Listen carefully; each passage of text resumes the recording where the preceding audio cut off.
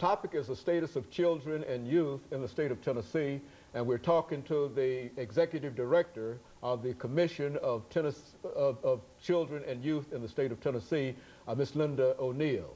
Of course, Ms. O'Neal, as we promised during the first segment, what we'd like to do now is to give you an opportunity to simply inform our audience of the status of children in the state of Tennessee. I think we see on many occasions various reports dealing with where we rank and et cetera. And so what we'd like to do during the second segment, and perhaps to complete during the third segment, is to talk about the status of children and how bad we are or how good we are in that kind of information.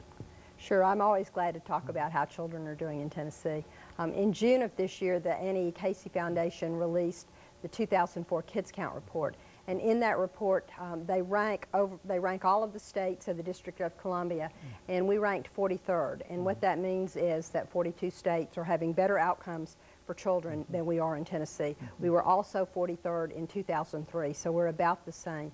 They're really looking at outcome indicators like low birth weight babies and infant mortality, whether or not children are, the child death rate, the teen death rate, some of those kinds of things.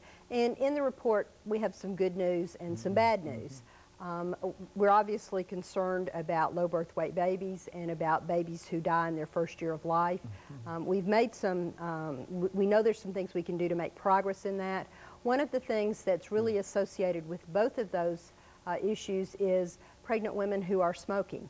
We really need to work on reducing the smoking among all teens and all children and all people, but especially pregnant women, because it's one of the things associated with low birth weight babies. 1 in 4 of the babies who were born at low birth weight in Tennessee were born to mothers who smoked while they were pregnant.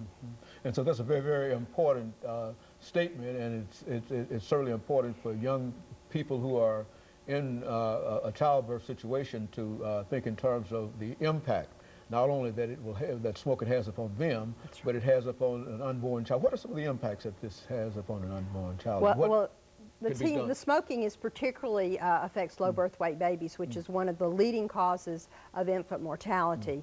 And the smoking is something that we really need to provide assistance to pregnant women so they can stop smoking, and the Department of Health is really interested in that. One of the other indicators, though, in the report that's important is that we've had improvements in the teen birth rate in Tennessee as we've worked together across communities in Tennessee to try to avoid teen pregnancy. We've really had some successes. The teen birth rate in Tennessee now is really at the lowest level it's been in a long time. Still higher than we would like it to be, but we need to really work on reducing that. There's some other things in the report that really show that good public policy makes a difference in positive outcomes for children.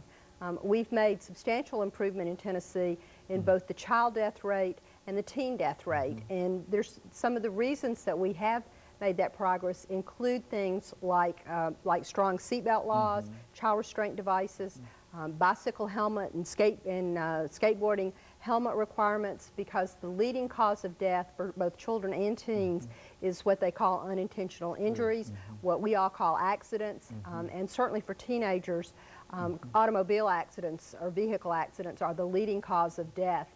And as we've done graduated driver's licensing in Tennessee and really emphasized seatbelts, we've seen some reductions in teen deaths in motor vehicle accidents.